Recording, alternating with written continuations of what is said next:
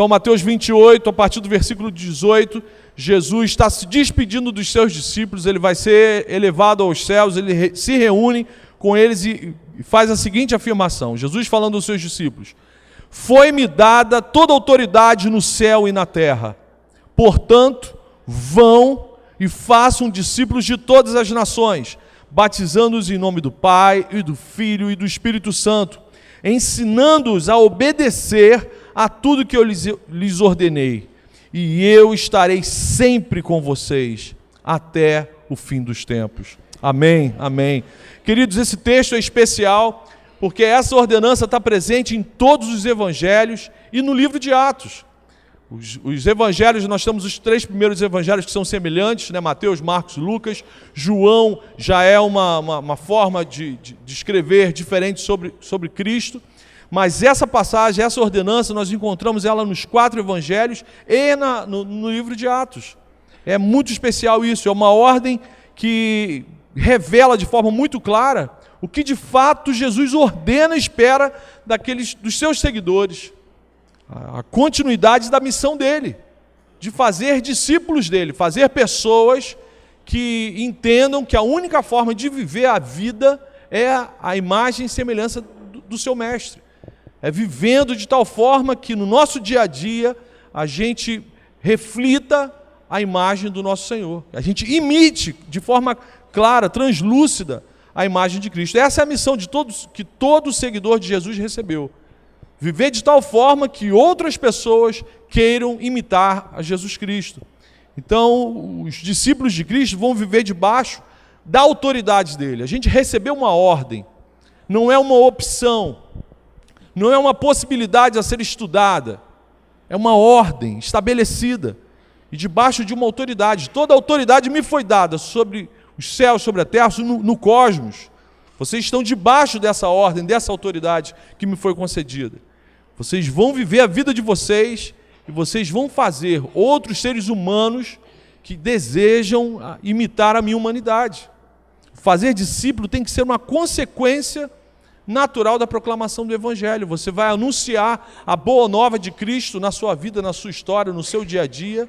E isso naturalmente tem que gerar frutos, tem que gerar filhos na fé, tem que gerar pessoas que queiram também, da mesma forma como você, seguir a Jesus. O Evangelho gera discípulos, que são pessoas comprometidas com Cristo. Esse é o grande diferencial. Não são pessoas que acham Jesus legal, que acham a igreja um local maneiro, de pessoas agradáveis. O Evangelho gera discípulos que são pessoas comprometidas com Jesus Cristo e com o seu reino, revestidas de uma ordem inquestionável. Jesus colocou todas as coisas debaixo dos seus pés. Ele tem toda a autoridade sobre o universo, sobre todas as leis físicas, sobre tudo que você possa imaginar. Não existe nenhum centímetro nesse universo que Jesus não fale: isso é meu, isso me pertence. Então toda a criação e todas as criaturas estão debaixo do senhorio de Cristo. Jesus é dono de tudo, é o cabeça da igreja, ele é o dono de direito, de fato, daqueles que o seu sangue remiu na cruz, salvou e trouxe para o seu reino de amor. E o seu senhorio deveria se manifestar na nossa vida de tal forma que, de fato, as pessoas olhassem para a gente e atestassem, confirmassem: de fato, o Senhor, Jesus é Senhor dessas pessoas. Porque se o mundo olha para a gente e não vê uma igreja submissa e obediente ao seu Senhor, a conclusão que aqueles que ainda andam nas trevas vão chegar é: eles não obedecem ao Deus que eles proclamam. Ou pior, eles não acreditam naquilo que eles proclamam. Uma igreja que não imita Jesus, que não faz discípulos, que não leva outras pessoas a se comprometerem com o reino, com o Evangelho, é uma igreja que não obedece ao seu mestre.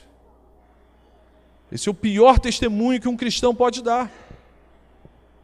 Porque para as pessoas que nos veem, se o fazer discípulos não for algo real na história da gente, na vida da gente, a pessoa não vai acreditar de que é real a sua relação com Cristo. E aí eu pergunto para vocês, meus irmãos, o que nós estamos fazendo aqui na Igreja Oceânica? Melhor, O que a gente faz aqui na Igreja Oceânica tem gerado discípulos? Nosso encontro nas células, nosso encontro aqui sexta-feira dos adolescentes, sábado com os jovens, fim de semana de treinamento, todas as nossas reuniões, o produto final, a conclusão final, a gente tem gerado discípulos. Essa é a ordem que nós recebemos. Pessoas obedientes, comprometidas, apaixonadas por Jesus, que querem se esforçar para imitar a vida de Cristo no seu dia a dia. A gente precisa perguntar isso para o nosso coração. Nossas reuniões de celebração têm gerado pessoas comprometidas, inclusive com o sustento do reino, pessoas comprometidas com ofertas regulares financeiras, com o sustento financeiro e material do reino. Ou a gente só tem gerado simpatizantes, pessoas que acham legalzinho, bonitinho. Irmãos, a gente pode e deve ajudar aos pobres, se envolver em obras assistenciais, podemos e devemos ajudar casais a reestruturarem, a realinhar os seus casamentos. A gente pode e deve multiplicar células, encher esse auditório aqui nos cultos de celebração. Mas se isso que a gente está fazendo não se refletir no nosso dia a dia, nas nossas casas, como ouvimos no domingo passado, no nosso relacionamento matrimonial, no nosso relacionamento enquanto filhos, no nosso relacionamento na sociedade, então nós não estamos cumprindo a nossa missão de fazer discípulos. O Espírito Santo quer nos encher, quer nos dar plenitude, quer nos santificar para que a gente tenha sucesso na missão, na ordem que nós recebemos de fazer discípulos. Se não estamos vivendo cheios do Espírito Santo, sujeitando-se uns aos outros, sendo melhores cônjuges, a gente só está vivendo religiosidade. E aí a gente não vai estar cumprindo o que Jesus de fato nos ordenou. Deus não nos chamou para frequentar muitas reuniões. Agora, o discípulo de Cristo, e invariavelmente isso é a consequência, eu me tornando discípulo de Cristo, eu frequentarei muitas reuniões porque eu vou ter a consciência de que aquilo é importante para a minha edificação, para o meu crescimento, para a minha santificação, para a minha maturidade e para eu ajudar outras pessoas a se tornarem imitadores de Cristo. Nós precisamos fazer discípulo e todo discípulo se tornará membro de uma igreja, de uma comunidade da fé. É a ordem de Jesus, batize-os. Vamos inserir esses que estão se apaixonando por Jesus ao corpo. Agora, nem todo membro de igreja é discípulo de Jesus. Nem todos que frequentam nossas reuniões são pessoas que vivem o seu dia a dia se esforçando para imitar Jesus Cristo. Mas podem se tornar. Aleluia! Se você ainda não é isso que eu estou falando, você pode se tornar. Toda autoridade já foi dada a Jesus Cristo. Ele te capacita, Ele te enche do Espírito dEle. Basta a gente abandonar a preguiça, basta a gente abandonar o antigo modo de viver, basta a gente abandonar esse ensimesmar de viver só para o seu ventre, para o seu umbigo, e viver em função de Jesus Cristo. Viver isso que a gente canta domingo após domingo, minha vida te pertence, tudo é teu. Basta a gente abandonar o antigo modo de viver e passar a viver em novidade de vida para a honra e para a glória do Senhor. Então, aqueles que tiveram um encontro real com Cristo, foram impactados pela mensagem do Evangelho, foram comissionados, receberam uma ordem, e dia após dia se esforçam para viver essa realidade. Vão e façam discípulos. Agora, eu não sei se você já se perguntou, como que é que faz isso? Como é que eu faço um discípulo? Será que é se envolver em muita atividade dentro da igreja? Como é que faz um discípulo? Na verdade, o que é um discípulo? Para fazer discípulo, eu tenho que ser. Para fazer um discípulo, eu tenho que ser um discípulo. Como é que eu sei que alguém aqui dentro é discípulo de Cristo? Como é que eu sei que eu sou um discípulo de Cristo? E aí a pergunta da mensagem dessa noite: você é parecido com Jesus?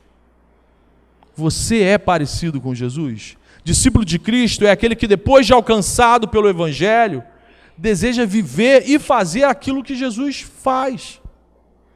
É alguém que deseja e se permite ser transformado dia após dia, para viver, para pensar, para olhar para as pessoas, para viver a vida na perspectiva de Cristo.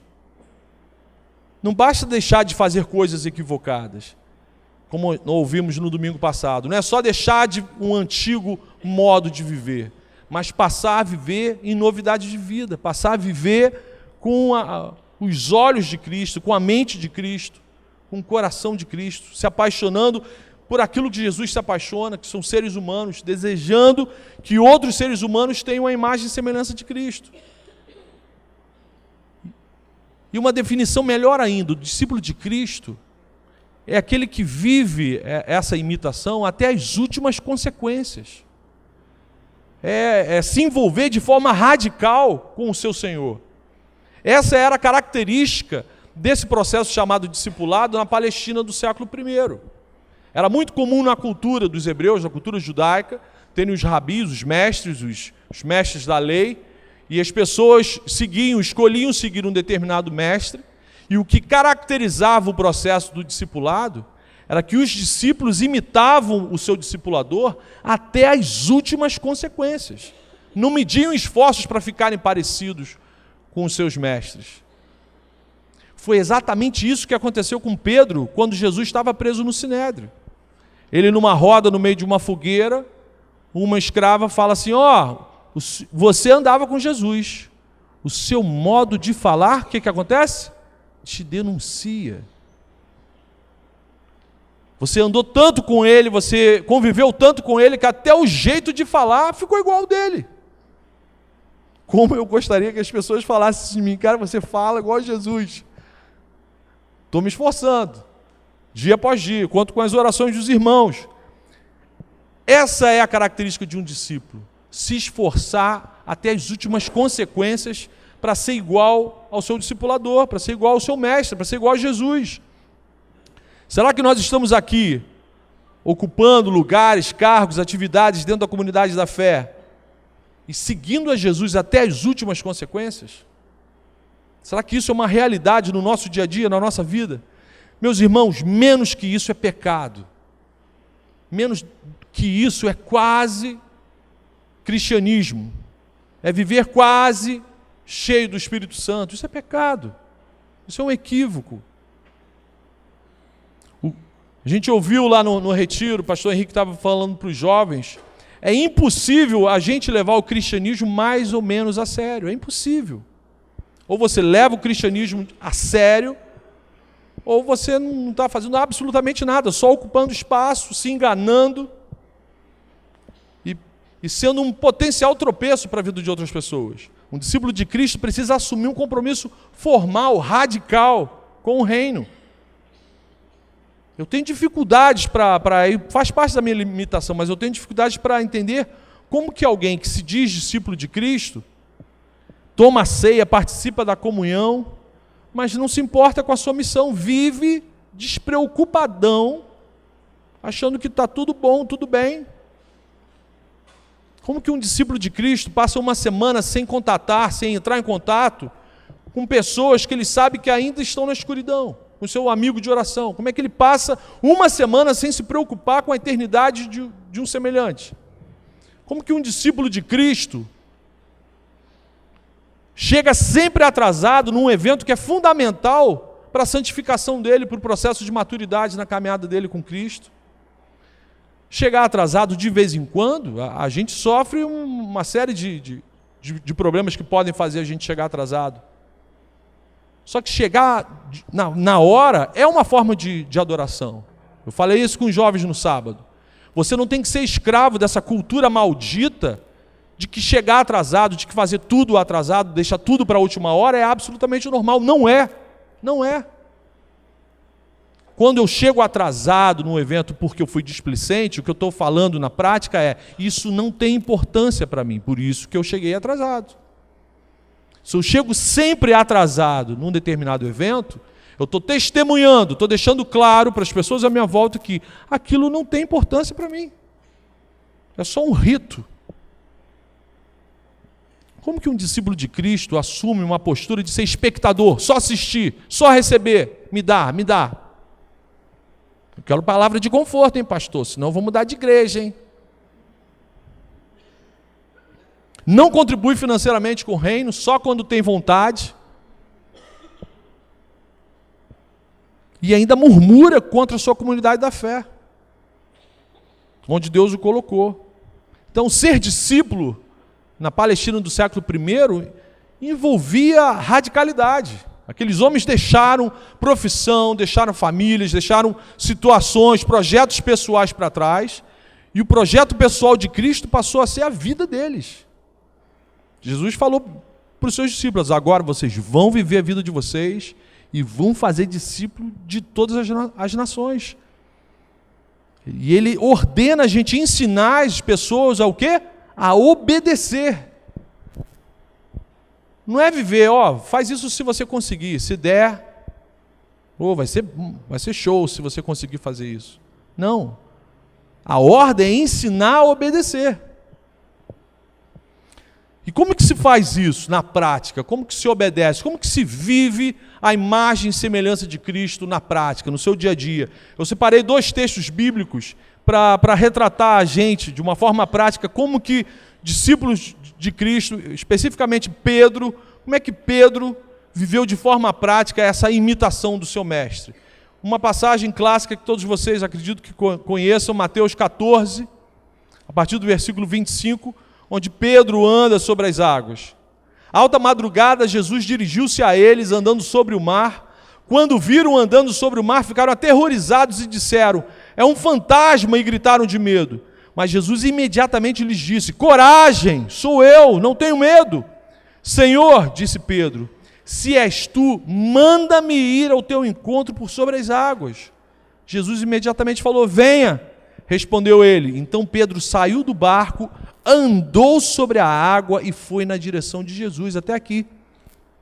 Queridos, não tem lógica, essa passagem aqui não tem lógica. Mas qual é a lógica? Se é o Senhor que está me mandando ir ao encontro dele, eu vou. Se é sobre a água, se é sobre o caco de vidro, se é sobre o fogo, se é flutuando, não me interessa. É o Senhor que mandou, eu vou, eu obedeço. Amém? Vocês estão comigo, estão com Pedro aqui, estão entendendo como é que é a lógica do discipulado?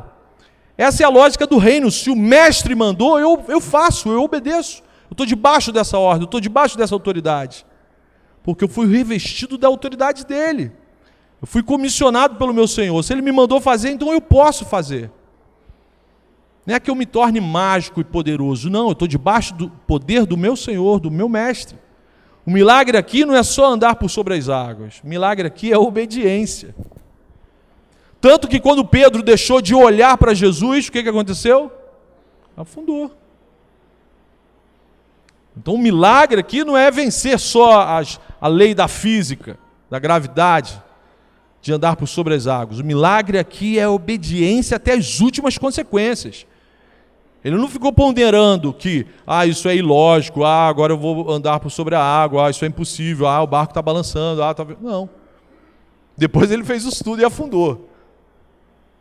Mas quando ele se determinou a obedecer, ele fez o que seu mestre estava fazendo. Jesus não estava andando por sobre as águas? Ele andou também. Ser discípulo é entender que Jesus nos chamou para segui-lo em todos os seus passos, todos os seus caminhos. Parece fácil compreender isso, mas na prática, a gente tem muita dificuldade para seguir Jesus até as últimas consequências. Ser discípulo de Cristo é ser uma pessoa que vive com Jesus, sendo de fato o Senhor da sua vida. Então ele pondera antes de tomar decisão, não toma decisão de forma afoita. Ele para: Senhor, o que é para eu fazer aqui nessa situação? E eu e você temos vivido assim? Temos lembrado de viver dessa maneira? Ou a agenda lícita da nossa semana, do nosso dia a dia, não nos permite nem orarmos, nem falarmos com o nosso Senhor? Nos desculpamos dizendo que temos muito trabalho, temos muita atividade, tem muita coisa, tem muito filho, tem muito isso, muito aquilo. Não consigo fazer isso, pastor. Temos nos submetido ao senhorio de Cristo, quando Ele fala: venha, me segue, faz o que eu estou falando. Cristo e o seu poder são uma realidade hoje, tem que ser uma realidade hoje para a vida da gente. Amém, meus irmãos? Segunda passagem que nos mostra como ser discípulo de Cristo, essa passagem também encantadora, acontece agora depois do Pentecostes. Jesus vai para o Pai, envia o seu Espírito Santo, o mesmo Espírito que o ressuscitou ao terceiro dia. Agora Jesus está dentro dos seus discípulos, o seu Espírito, o seu poder vivificador está dentro de Pedro. Pedro está cheio, está pleno, está controlado pelo seu Senhor. E aí acontece essa passagem aqui, ó, Atos 9, a partir do versículo 32 até o 42. Versículo 32. Viajando por toda parte, Pedro foi visitar os santos que viviam em Lida. Ali encontrou um paralítico chamado Enéas, que estava acamado fazia 8 anos. Disse-lhe Pedro: Enéas, Jesus Cristo vai curá-lo. Levante-se, arrume a sua cama. Ele se levantou imediatamente. Todos os que viam em Lida e Sarona o viram e se converteram ao Senhor. Versículo 36. Em Jope havia uma discípula chamada Tabita, ou Tabita, ou em outras versões fala Dorcas, que em grego é Dorcas, que se dedicava a praticar boas obras e dar esmolas. Naqueles dias ela ficou doente e morreu, e seu corpo foi levado e colocado num quarto do andar superior. Lida ficava perto de Jope, e quando os discípulos ouviram falar que Pedro estava em Lida, mandaram-lhe 2 homens dizer-lhe: não se demore em vir até nós. Pedro foi com eles, e quando chegou, foi levado para o quarto do andar superior. Todas as viúvas o rodearam, chorando e mostrando-lhe os vestidos e outras roupas que Dorcas tinha feito quando estava com elas. Pedro mandou que todos saíssem do quarto, depois ajoelhou-se e orou. Voltando-se para a mulher morta, disse: Tabita, levante-se. Ela abriu os olhos e, vendo Pedro, sentou-se. Tomando-a pela mão, ajudou-a a pôr-se de pé, então, chamando os santos e as viúvas, apresentou-a viva. Esse fato se tornou conhecido em toda a cidade de Jope, e muitos creram no Senhor. Aleluia, aleluia. Pedro fez o mesmo que o seu mestre fez nos evangelhos. Pedro estava com essa lembrança no coração, na memória, e Pedro estava cheio do Espírito Santo, Pedro estava controlado pelo seu Senhor.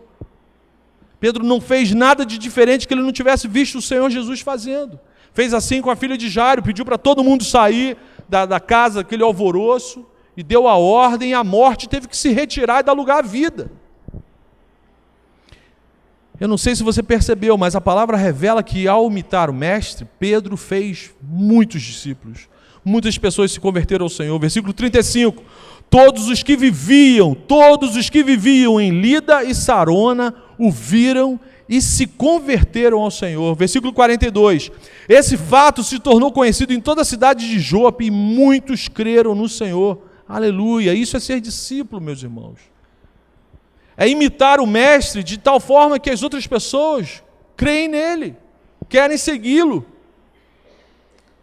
A nossa oração tem que ser: Jesus, ajuda-nos a vivermos a sua missão, a vivermos dessa forma, até as últimas consequências. E o que me marcou mais nessa passagem aqui foi o versículo 40, quando Pedro manda que todos saiam do quarto, e depois ele se ajoelha e ora. Meus irmãos, o que Pedro falou naquele instante com o seu Senhor?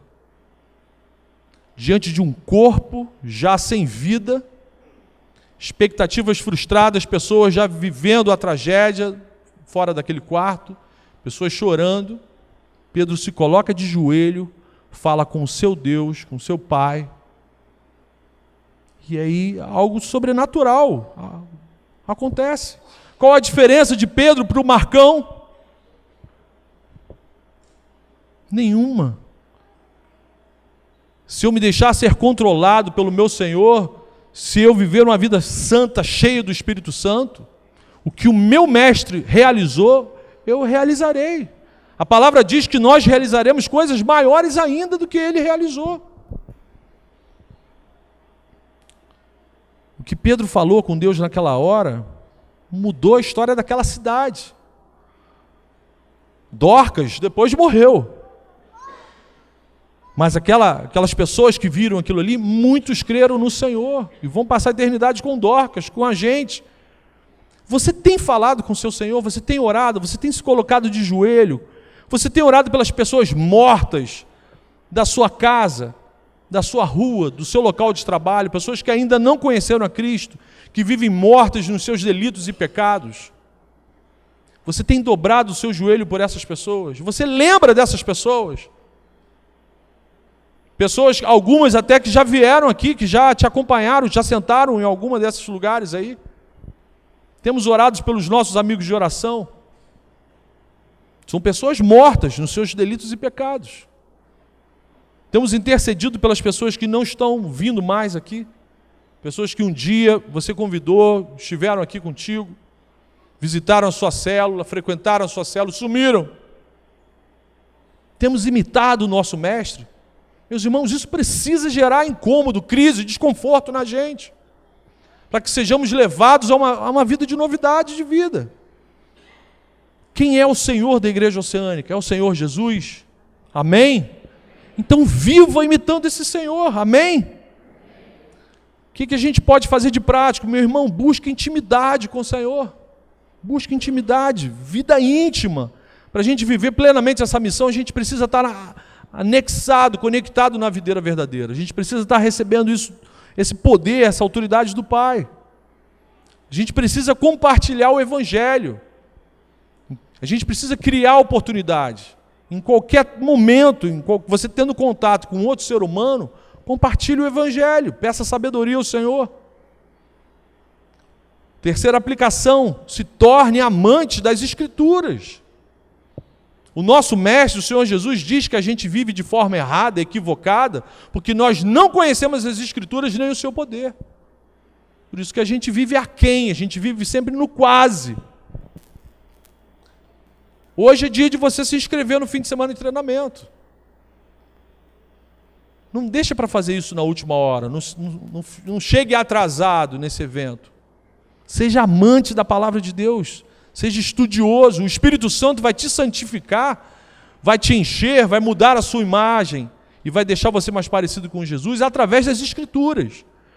Não vai acontecer isso através de reuniões mágicas, no monte, embaixo do monte, embaixo d'água, não vai.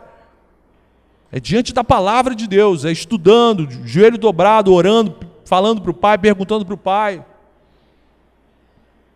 Então, fazer discípulo é levar pessoas a viverem suas vidas moldadas pelo Evangelho, pela palavra. Então, eu e você, a gente precisa ser amante da palavra. Gente, e o que é mais maravilhoso? O poder já veio, aleluia. O poder já veio, o Senhor Jesus já derramou o seu Espírito sobre todos nós, sobre toda a carne, sobre os seus discípulos. Ele habita em mim, ele habita naquele que o confessou publicamente como seu Senhor e Salvador. Então a gente já foi revestido desse poder, dessa autoridade. O que nós estamos esperando para viver isso, essa novidade de vida? O que está acontecendo? O que está faltando? É um empurrãozinho? É um choque? Por que alguns ainda andam desanimados? Por que alguns ainda murmuram? Por que alguns ainda dormem, se o Espírito já foi derramado sobre os discípulos de Cristo? Então viva essa realidade hoje. A gente precisa tomar uma decisão. Jesus deixou isso registrado em João 15, versículo 4, que a gente precisa tomar a decisão de estar conectado na videira verdadeira, de estar abraçado com o Pai, de sermos ligados ao Senhor, para a gente dar muito fruto. O Senhor Jesus fala que os seus discípulos vão ser reconhecidos porque eles darão muitos frutos. Não é pouco, não, muitos frutos. Através da sua vida, da minha vida, muitas pessoas vão conhecer o Senhor Jesus. Tem que ser assim. Você quer exercer de verdade a sua missão, a imitação de Cristo? Você quer que isso seja uma realidade na sua vida? Amém? Não fale amém para mim, não. Eu estou resolvido com o meu Senhor, eu não tenho crise emocional com relação a isso. Mas eu quero de verdade que você assuma um compromisso, ou não, com o Senhor da Igreja Oceânica, com Deus a quem eu sirvo, que esses homens aqui servem. Então você só fale amém se de fato você quiser assumir um compromisso, se você quiser viver essa realidade do reino, senão você não precisa falar amém. Amém? Amém, amém. Eu quero viver. Então feche seus olhos, vamos orar, vamos rogar ao Senhor para que isso aconteça. diariamente na vida da gente. Foi-me dada toda a autoridade no céu e na terra. Portanto, vão e façam discípulos de todas as nações, batizando-os, ensinando-os a obedecer a tudo que eu lhes ordenei. E eu estarei sempre com vocês até o fim dos tempos. Aleluia, aleluia, Senhor. Nós cremos na Tua palavra, Senhor. E nesse momento, Senhor, eu quero pedir, interceder, rogando por mim e pelos meus irmãos, que o Senhor nos fortaleça, Senhor, com o Teu poder, por meio do Teu Espírito Santo, Senhor. Habita em nós, fortalece a nossa fé, Senhor. Eu também te suplico que sejamos cheios, Senhor, da plenitude do Teu Santo Espírito, porque só o Senhor é capaz de fazer infinitamente mais, Senhor, do que tudo que pedimos ou pensamos, de acordo com o Seu poder que atua em nós, Senhor. Ó, Senhor, atua em nós, atua em Sua igreja, Senhor. Usa a gente, Senhor, ajuda-nos na realização da nossa missão, da ordem que o Senhor nos deu a cumprir. Por favor, aplica essa palavra no nosso coração, no nosso dia a dia, Senhor. A gente quer ficar a cada dia mais parecidos com o Senhor, com o nosso Senhor. E ao Senhor seja toda a glória, toda a honra, Senhor. Glorifica a Tua igreja, Senhor. Glorifica a Tua igreja por todas as gerações, em todas as faixas etárias, Senhor. Para todo sempre, para que todo mundo glorifique o Teu nome vendo o nosso testemunho. Pai, te pedimos isso para a honra e glória do Teu nome, em nome de Jesus. Amém. Amém. Deus nos abençoe.